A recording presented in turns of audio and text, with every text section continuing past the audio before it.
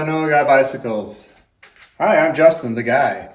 We're going to go over number 13, which is bottom brackets and cranksets of my top 20 list of what to look for buying a used bike. So when you're going to look at a used bike, you usually don't have a stand to put it up on, but if you do, that's great to be able to utilize it. But this little thing here, the bottom bracket area, which is your crank, is a little hidden troublesome part if it becomes an issue. Most of them are cartridge systems, which is fine, but there's extra costs to that. You want to make sure you're not going to be leading into this. And it's actually a pretty easy way to kind of identify right off the bat if it might be an issue or not. So when you're looking at the bike here, and you can do this on the ground as well, I move the chain down to the smallest cog. When I'm in that position there, you push your derailleur hanger down, loosens up the chain, you can just lay it off to the side of the crank. And what this is going to do is leave the crank running smoothly without any extra vibration. It's hard to do this when you have the chain on there because the vibration of the cassette and all that will throw it off. But if you have the chain over to the side, and make sure it's not rubbing against everything, which is, there you go. And it's very smooth. You can just spin that, and what you're trying to feel for is vibration resonating from the bottom bracket. If you feel a vibration, what it is this bottom bracket here is rough. And actually, when they're outside of the crankset, sometimes you can't tell if it's rough or not. This one actually is toast, but I couldn't really tell when it's off the bike, but when it was on there, definitely can tell. That's the particular type, well, the spline system. This is the tapered one, and this is the ISIS one. So they all look a little bit different. Same kind of thing.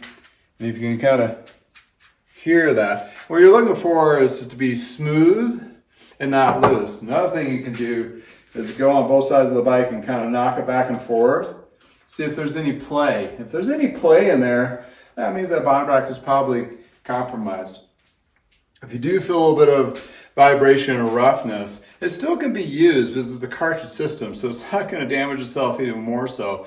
And when you do replace this, it's not like you replace the parts inside. You got to replace the whole cartridge itself. So, that's a particular one you can switch out. And these are not too terribly expensive. It's a $30 to $40 fix. Unfortunately, you need to have several tools to take that crank off. And depending what kind of crank, it's going to be kind of tricky. Like this particular one, first you'll need an Allen wrench to be able to take the crank arm off. Once the cranks are off, then to get to the bottom bracket, you got to have a spline tool like this here. Oop, that fits these bits here. And remember, one side's reverse thread, and it'll have a direction on some of them. But basically, if you're going backwards, it's like if you're pedaling backwards, that's what's to loosen or to tighten it, and the pedal forwards is to tighten it up. Or so. So you got this, and these are kind of tricky because you got to have something to hold the crank in place.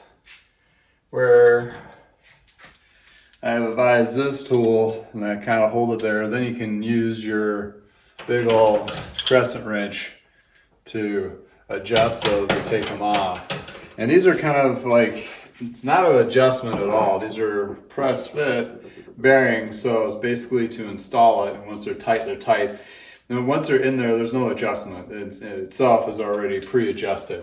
So that's how you take that off. And the other tools that are used, there's a whole bunch of different ones to take the different types of bottom brackets out. In addition to, there's one other one that is kind of a fitted, press fit into the frame itself. This presses in, so there's no threads, and that's how that guy works.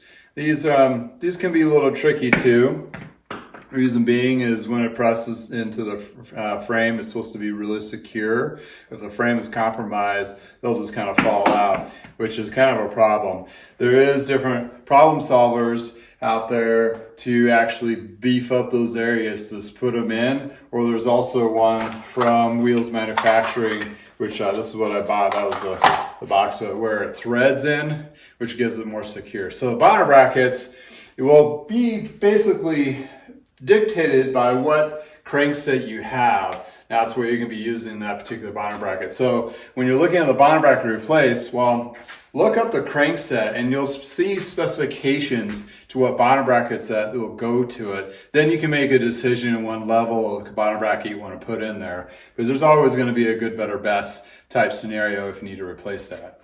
But for number 13, check this guy. He can ask you some costs here, some parts. Labors at shops, it can vary anywhere between 20 to 50 bucks labor. All depends how intense it is and how much it costs in that particular market you're in. So yeah, those are kinds of the things you want to look out for. And yeah, the hidden thing, bottom brackets, it could be a hidden cost. So yeah, just want to take the moment to take a look at that. Yeah, this is the top 13 of the top 20. If you like information like this, subscribe. Thank you for spending the time with me. Have a wonderful day.